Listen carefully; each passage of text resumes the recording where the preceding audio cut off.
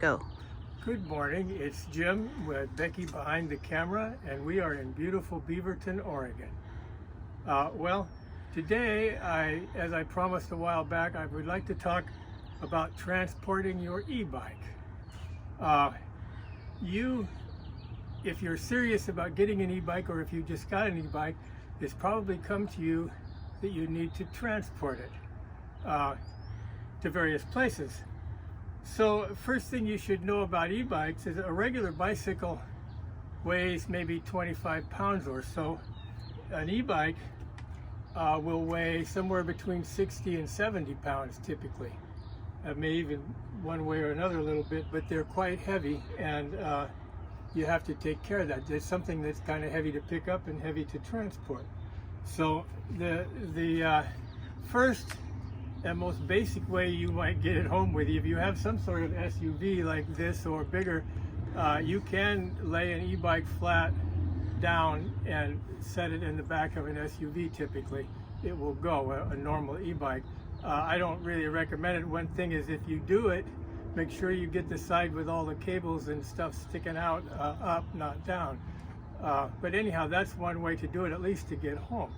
Now, another way to do it that might not cost you anything at all is if you have a trailer such as this, or the back of a pickup too.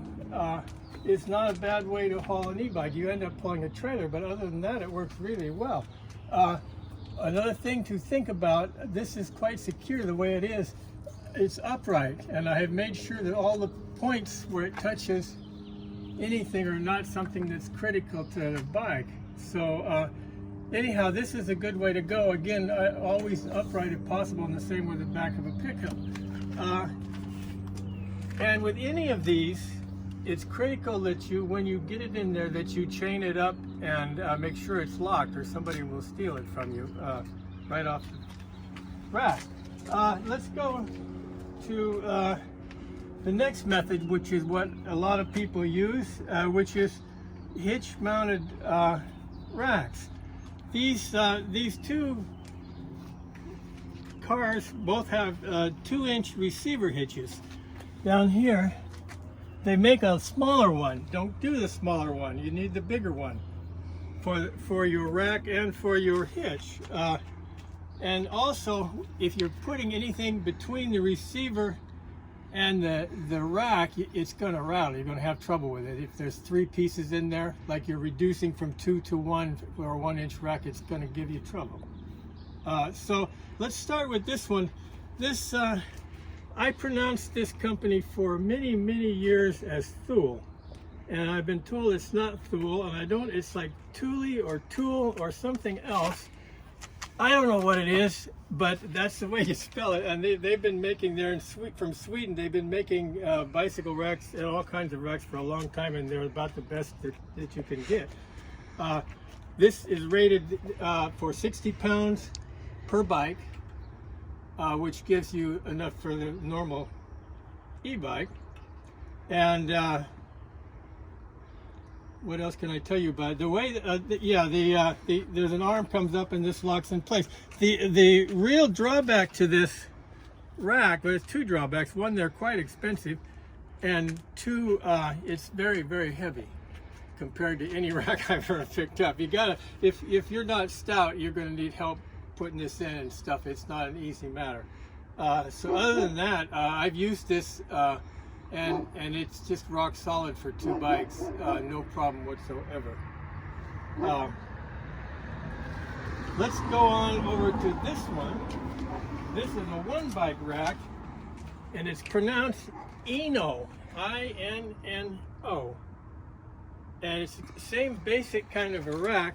I want to show you a little bit about, when I first got this rack, I read the reviews, and there were some people that thought it was just a piece of junk, and that it rattled so bad and moved so much that you couldn't use it at all.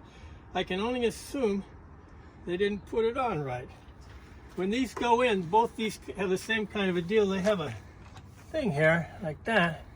It goes on there, and then you tighten it, or you hold it out first, and you tighten it, like so and so. And it says tight, but when you do tight, you want real tight, like that. And when you do it that way, it's not going to give you any trouble. So anyhow, and then so this folds out and the bikes go that way. It's only a one bike. Again, as I said, it's a very similar to that one in the way it's used. But if you're only doing one bike, I would highly recommend one of these. The other method that we're using, and I have one bike, this one, and then I have another one I'll show you in a second, that works better than anything else we've come up with so far, is to use a folding bike. So this is my Vent and Cinch folded up in the back. You could get 2 or 3 or 4 of them in here if you really had to, but 2 would fit in here pretty good. Again, they're relatively heavy, so you have to be prepared to either 2 people or you have to be relatively stout. This is really the best way to go if you can get away with doing it. So that kind of wraps up the show here. One thing I would like to tell you before we get out of here is don't forget to pack your helmet, and don't forget to pack your charger. And once again, don't forget to lock them up, because they will disappear just like that. So anyhow, we'll see you out on the road maybe. It's beautiful riding weather. See you next time.